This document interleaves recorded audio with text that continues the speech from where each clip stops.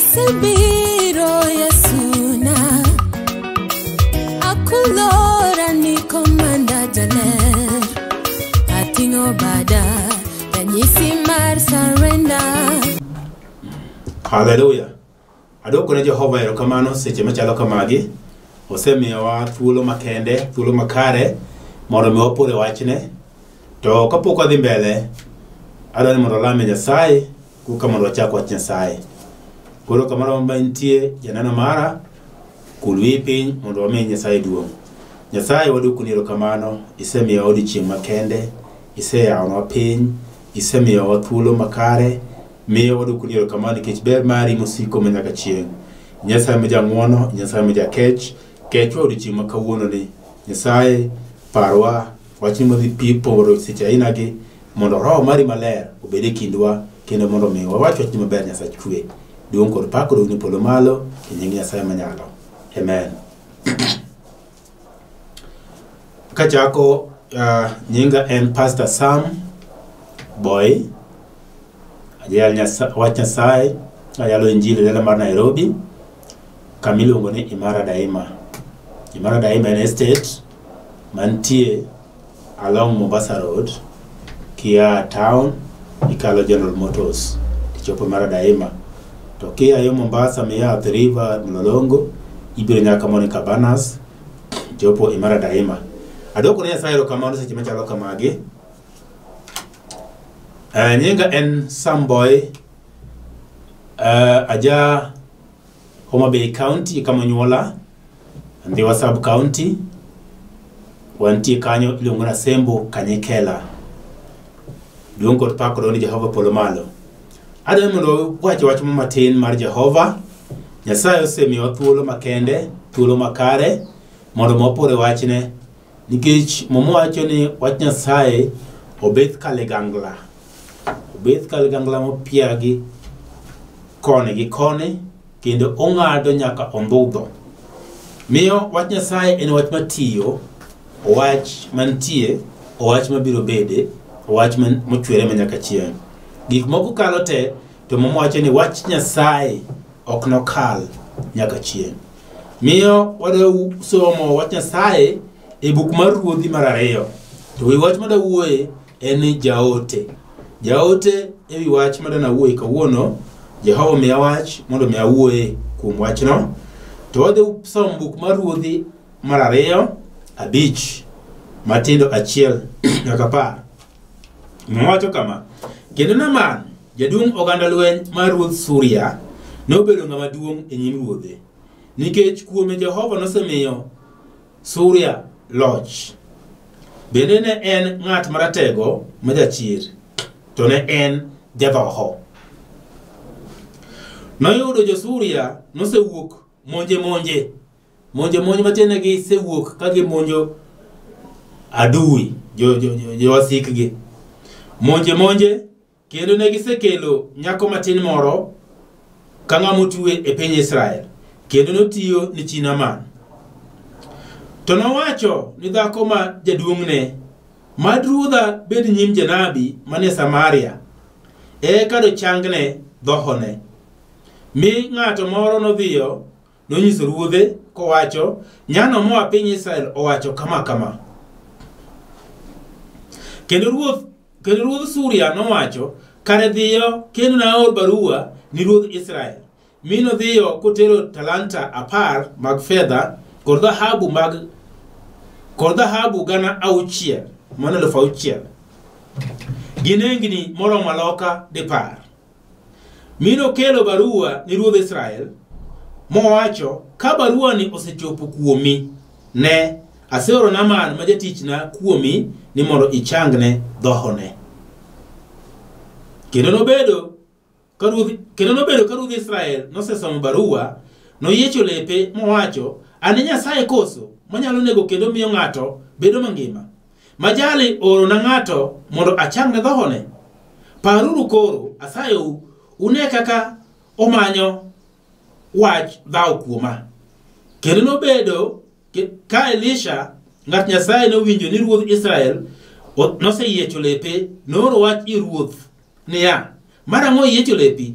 we jalo mondo obi ira koro mi enong'e kaka nitie janabi e Israel. Maro chik wacho kama. Mi Naaman nobiro kod faresege gi gechene mi nochungo e dhood Elisha.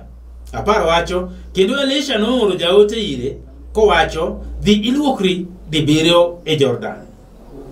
Kendo ringri noduog kare mi nibed maler. Duong' kod pak koro ni Nyasaye polo malo kuom wachne. Wawuoyo kuom wach maketo wiye ni jaote. To wawuoyo kuom ng'at moro ni Naaman. Naaman wacho ni ne en jatend jolweny e piny Suria. Jo Suria ne gin jowasik jo Israel. To wacho ni kane gidhi e lweny gi jo Israel dire moko, ne gimonjo jo Israel. Magidhi, magigore, magimako nyathi moro manyako mapod tin. Nyathi manyako mapod tin nobi kode e piny Suria. Mokete e od Naaman. Koro tiyo ne chi Naaman kaka jatich marot. Mandalo masani waluongo ni maid. Kata house girl. Kata house help. Koro nyako ni nokaw moa e piny Israel mobiro moketi kaka jatich ot. Nyathi mapod tin. To wacho ni Naaman ne en ng'at mane duong' e lweny, ne en jatend jolweny mar jo-Suria. Kendo en ng'at mane rahuma sana, makata mana ruoth jo-Suria ne nitie kode kod luor, noluore maduong' mokalo. Nomiye luor nikech loch manosebedo kokelo jo-Suria sasa mag dhi e lweny. Loch ne duogo kuom jo-Suria nikech Naaman. To wacho gimoro kanyo ni Naaman ne en ng'at maratego kendo majachir. To wacho nang'o? To ne en jadhoho. Wawuoyo kuom Naaman jadhoho. Wawuoyo kuom Naaman jadhoho. Dhoho en tuo machamo del. Dhoho en tuo machamo ringruok. Dhoho en tuo mayuya yuya del. Oyuo ringre mar ng'ato man kode. Dhoho en tuo ma ng'ato ka ni kode to ji mang'eny oluoro ng'ano. Dhoho en tuo ma ka ng'ato nigo to piny machon nikawogi maketgi ka gidak kendgi ok giriwre gi ji. Nikech ang'o? Nikech dhoho kiriwre gi ng'ama onge gi dhoho tibiro miyo ng'ama onge kod dhoho. Ene biro bedo dhoho. Koro nikawogi maketgi kando ipogogi kod ji. Tikawogi tiketogi e ot kamoro. Kata kamochiele kama magidakie gichalo gwen. Ok giwuog oko. To chiemo kitero negi tibolo negi abola kik bolo negi guok. Nikech jadhoho. Mowuoyo kuom jadhoho miluongo ni Naaman. To kuom Naaman ni en ne kotimne kamano nikech ang'o? Nikech wacho ni kama ne nitie gi dhoho ni ng'ama ratego. To kama ne nitie kod dhoho ni ng'ama jachir. To kama ne nitie kod dhoho ni ne en jatelo mar jolweny. Miyo ng'ato kare nyalo bedo gi dhoho to pod nitie kod nyinge kind oganda. Naaman nigi dhoho to ne okawe mobole kuma jodhoho moko ne nitie. Okawe mokete kod jolweny nikech ne gik manotimo, teko mane en go, gi mich mane en godo mar chir. Omiyo ne okobole kuma nibole ji. To dhoho ni bende yudo Naaman mana ka en e lweny. Kosetimo madongo dongo e lweny ka. Ok oyude kapok obedo e lweny, oyude ka en e lweny. Miyo mowacho ni dhoho ne sando Naaman mathoth mokalo. Jowaro dhoho kia ni jatelo. Dhoho kia ni ng'ama duong'. Dhoho kia ni ng'ama nigi pesa. Dhoho kia ni ng'ama nyalo. Dhoho kia ni ng'ama dhomo dhok mopogore opogore mang'eny. Dhoho kia ni ng'ama osomo. Dhoho kia ni jamwandu. Dhoho en dhoho. Nitie ji mang'eny makiro kod dhoho to giwuothogo. Dhoho nyalo bedo gimoro amora ma chandi kit ngimani olokre dhoho kuomi. Makoro ng'ato kata nomneni to luori. Nikech gimani kit ngimani chalo dhoho. Kendo jomoko chai Moko do kala rom kodi. Ne am ngai do wachonga, e wachonga. Ni ngane. Aha. Kaento wati no kada winjo. Ah, we record. What? Ni ke zano luori ni ke kain. Naman. Nende do ho, ngama ni do ho. En ngat ma de be dum. Ni ke gina do ndia do de wedo. E de ndi gidum. Mi moje naman. Naman no se me je suri loyo. Ele jange vi. Bene nga barate ko maja chir to nende do ho. Mi ke ne pa ko je suria ko me gina to.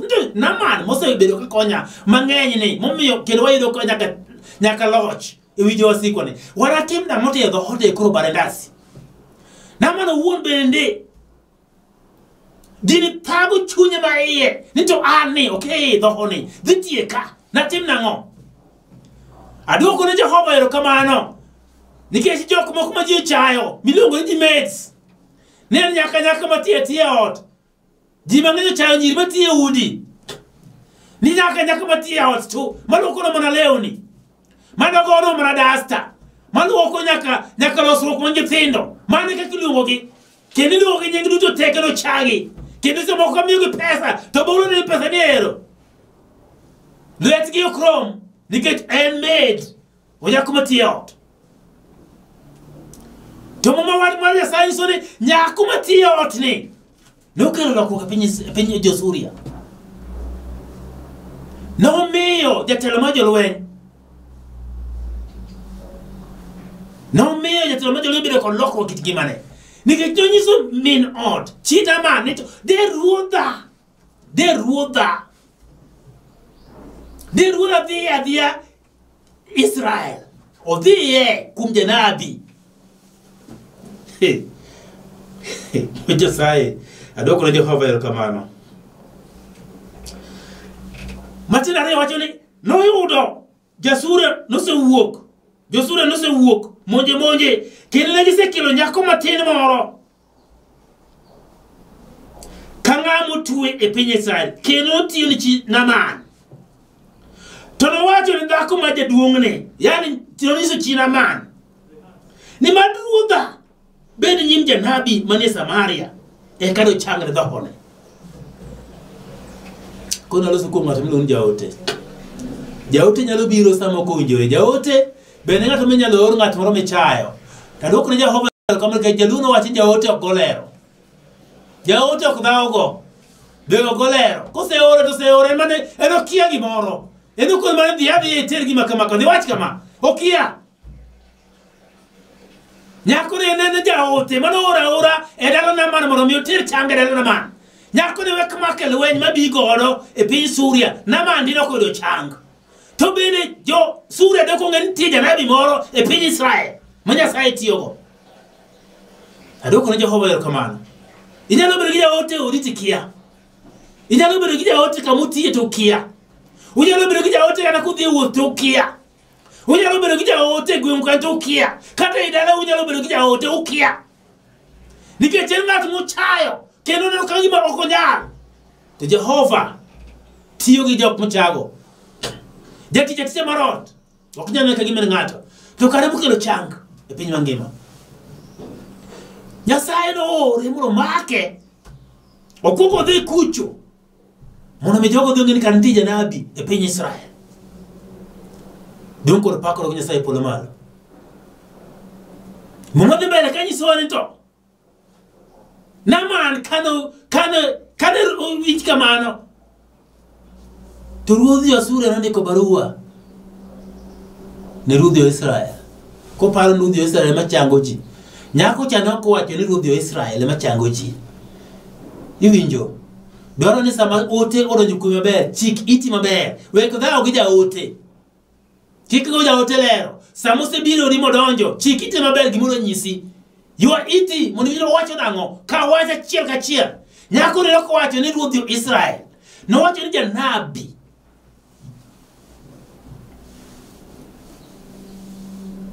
No wacho ni mad ruodha bed nyim janabi manie Samaria. No wacho ni janabi, no ko wacho ni ruodh. To jogi ne ok giwinjo janabi. to gin gikawo ni ruodh jo Israel gi Samaria ne Israel. Ka wach kod tiende janeno mara, ka wach Nyasaye gi tiende sama wach kalo, sama wach biro iri ka wach gi tiende kaka en. Miyo momo wacho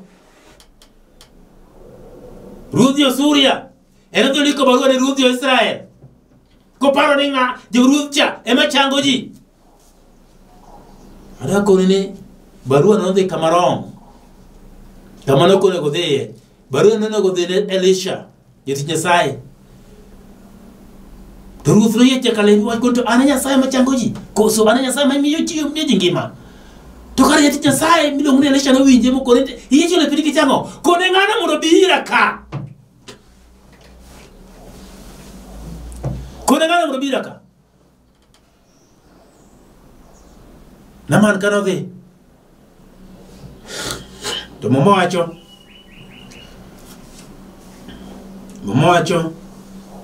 ni kanodhi to chopo,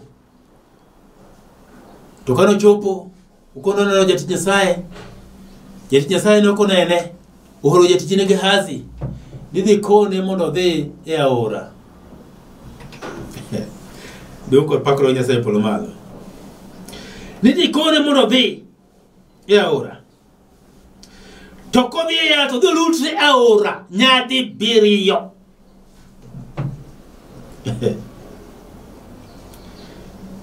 Kendo nobedo ka Elisha ng'at Nyasaye nowinjo ni ruoth Israel nosiecho lepe, nooro wach ir ruoth niya, marang'o iyiecho lepi ne jalo mondo obi ira koro mi enong'e kaka nitie janabi e Israel. Mi Naaman nobiro kod faresege gi gechene mi nochungo e dhood Elisha oko, kendo Elisha nooro jaote ire kowacho dhi luokre di 7 e Jordan kendo ringi noduog kare mi nibedi maler. Oore e aora Jordan odhi luokre kucho nyadi 7 matendo dhi lutore pi nyadi 7, lutri mokwongo, lutri mar ariyo, lutri mar adek nyadi 7. Very simple. Na ko kaw mang'any moro miye moro dhi tim. Jatich Nyasaye nomiye weche manok sana ni in or ma jatich ne okonene. Elisha ne kaka Naaman chalo, Naaman ne kaka Elisha kaka chalo. To Elisha koringa hal jatije ni bwana tim kama dhi kone ng'ano ni osebiro ni dhi kone mondo dhi lutre aora Jordan nyadi 7. Gima yotno ok onyal timo. Iye chakowa. Nito donge wantie kod aore maber pinyo kucho mwengo Jordan. Iwinjo? Yani koro chako penjo, ochako pima aore ni Abana gi Farpa aochewa be mwengo Jordan. Eno paro ni Abana gi Farpa noseluokre nyadidi, dak nosechako. Gima oja ote birogo chik iti maber mondo miwinji to owacho nang'o. Okokone ni okotamne aoche onge kucho, aoche netie. To chikini dhi aora Jordan. To kisechopo Jordan, gol lepi teka ng'ama dago abal kata ng'ama daluokre. Weng'iyo ni intie kod madaraka mag telo e goki. Weng'iyo ni ng'ama duong', weng'iyo ni ng'ama omew intie kod pesa. Weng'iyo ni ng'ama rauma kata ng'ama ji ogeno. Ka Jehova sechiwo ni tim kako dwaro luwach Nyasaye gi tiende kaka wacheno. Naaman nong'iyo telo ma en go, nong'iyo mwandu ma en go, nong'iyo nying mane en go e piny Suria kucho, nong'iyo gik moko duto mane en go, mokoni an awuon Naaman kaka an ni. Ng'ato ora adhi alutra aora Jordan nyadi 7, kwane oche mwan go mag Farpa, Gabanaka, dong gibe moingo Jordan. Winji gima mwacho. Mwacho kama.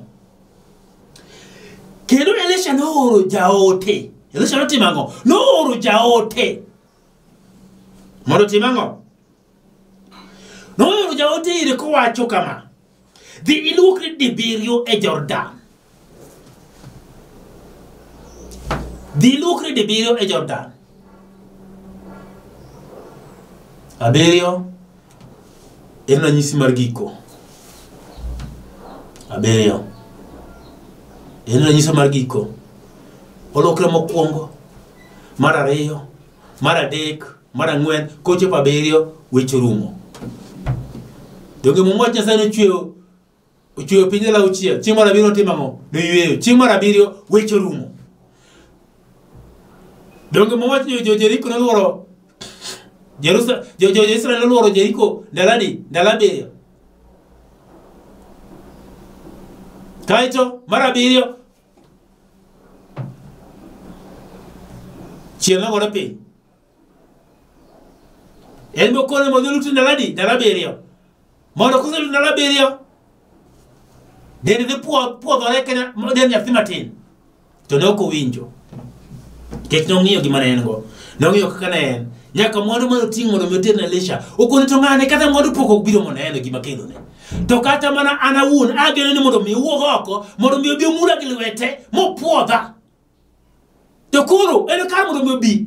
To koro mana ng'ato mondo adhi e aora. Inyo kaka gweth ma Nyasaye bayo ji. Nikech ok ikawo wach Nyasaye kaka odwarore. Momo wacho ni to Nabano wang'. Kendo nowuok kowacho ni ne aparo ni adieri en owuok na kendo chungi mondo oluong nying Jehova Nyasache kotero lwete kanyo kendo ochang jadhoho. Ing'eni mana omiyo ji mang'eny osebayo. Nikech gima Nyasaye dwaro ni otimre kit ngimani, ineno ka gima ok nyal timore nikech gima Nyasaye dwaro ni kalero ma Nyasaye dwaro ni lo, gima Nyasaye dwaro ni tim ok idwa tim nikech ini pare pachi wuon kaka mar dhano.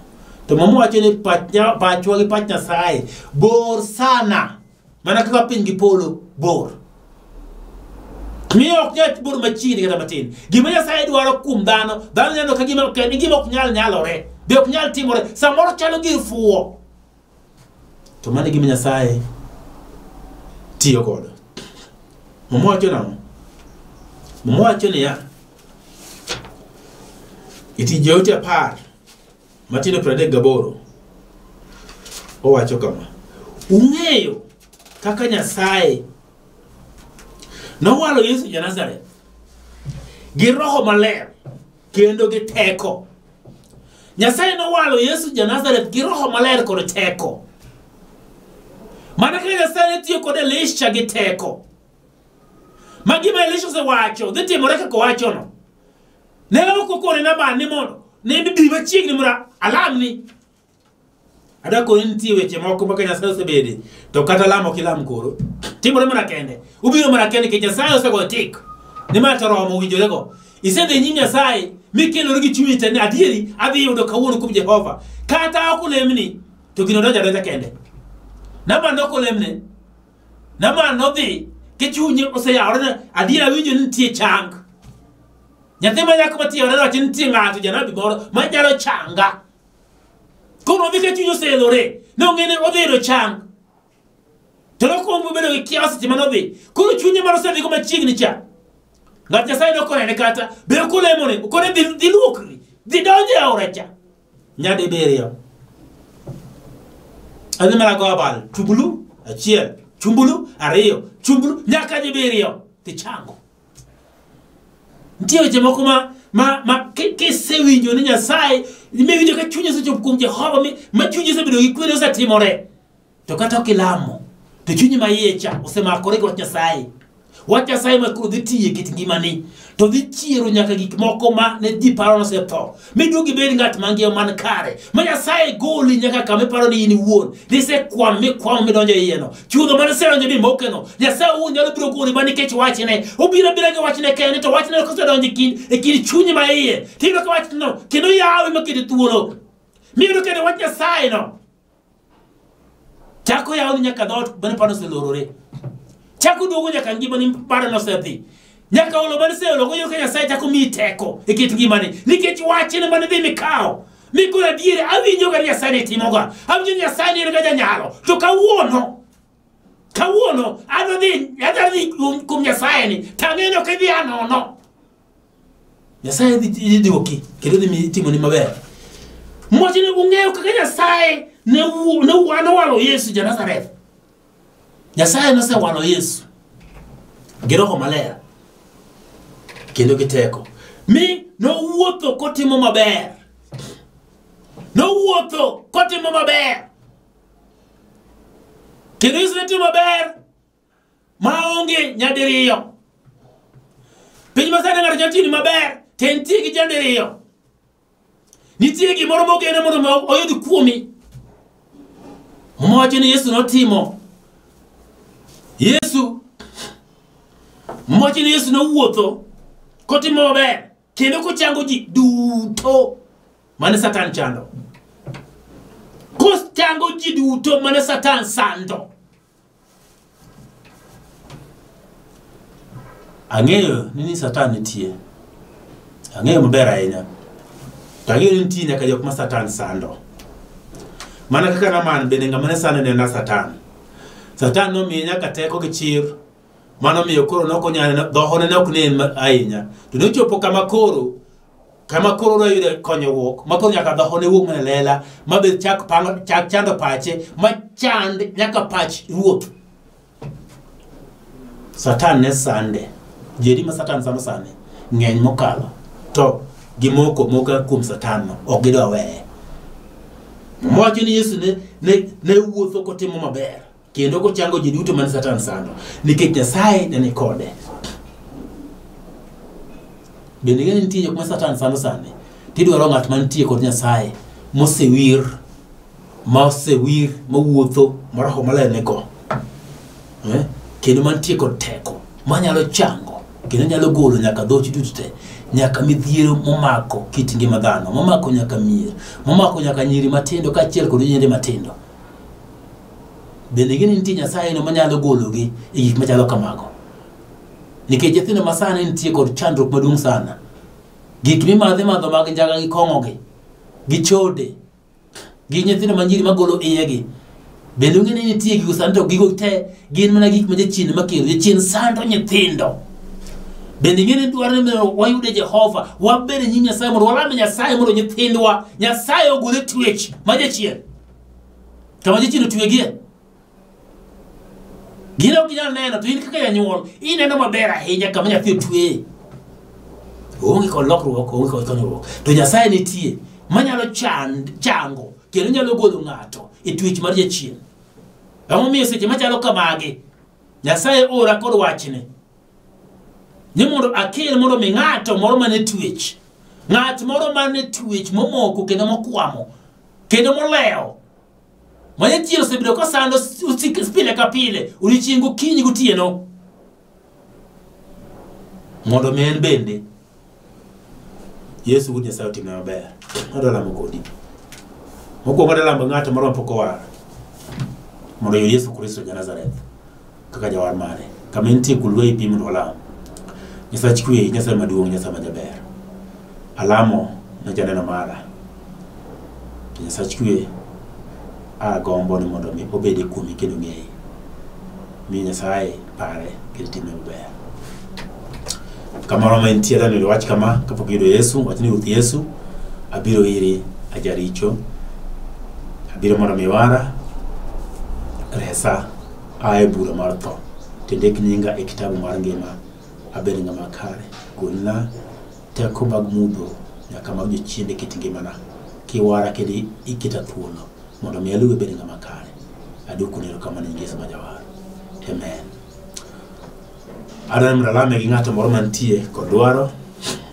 Nitie gi ng'ato moro mantie kod chandruok. Ng'ato moro ma Satan sando kamoro, Satan otweyo. Satan otweyo gi ratege. To Nyasaye nyalo gonye makete thuolo. Tie moko ma dang'ne, jochiende mag dang'ne oketi kit ngimani dang'ne adang'a. Moko be wuotho awuotha, moko be wuoyo mana kendi, moko bende chalo mana raura, moko bende tuo osiko makuogi. Nyasaye mwalando ne nyalo mago duto te. Mwacho ni Yesu nobiro kendo wuotho kotimo maber ne ji duto te. Nyaka okonyo nyaka jok mane Satan sando. Adwaro mondo lam mondo Yesu otim maber. Jehova adwokoni erokamano. Nyasaye mangima, tang'eyo ni intie. To Nyasaye seche machalo kamagi isekelo wachni mondo mi janeno owinji. To kamoro amora ma osebedo kotwe, kamoro ma osebedo kodiye, kamoro ma bedo chien osebedo ka sande, Nyasaye mangima alamo e nying Yesu Kristo ni mondo mi ikete thuolo kendo igonye teko ka teko mag mudho, teko ka teko mag jochiende, teko ka teko mawuotho kalawe kendo komake matek mondo mi kikobed ng'ama ne kare, mondo mi kikobed ng'at ma wechene orire tir, mondo mi kikobed ng'at moro mangimane orire tir. Nyasaye kata obed en tuo, obed gi gik matindo mamako jomatindo mami ok nyal ng'eyo kata jonyuolgi ne jonyuolgi joma nade. Nyasaye nyaka moseng'anjo moweyo dala moringo modhi oko nikech gikum, Nyasaye aro wachi ni mondo dhi omakgi kendo twegi kendo ketgi maber. Igony Nyasaye kendo iketgi thuolo. Duong' kod pak kod polo malo nyingi sama jawar. Amen. Nyasaye biro timo maber, Nyasaye gwedhu. Nyinga sewacho Pastor Samboy number 90722 944 623. Screen benentie. Tatiaka nuni kero ni en nono aberio ario 944 auchiel ario adek. Namba nano nitie kata screen kanyo king'iyo ko ka piny kanti biro nene. Kiki flash not Nyasaye goga simu obiro wuoyo. Nyasaye ber obiro timo ni maber. Ng'wono kod pak kod polo malo. Amen. Shalom. Atingo bada ranyisi mar surrender. Achiwo chunya duto te arangi. Akwai jala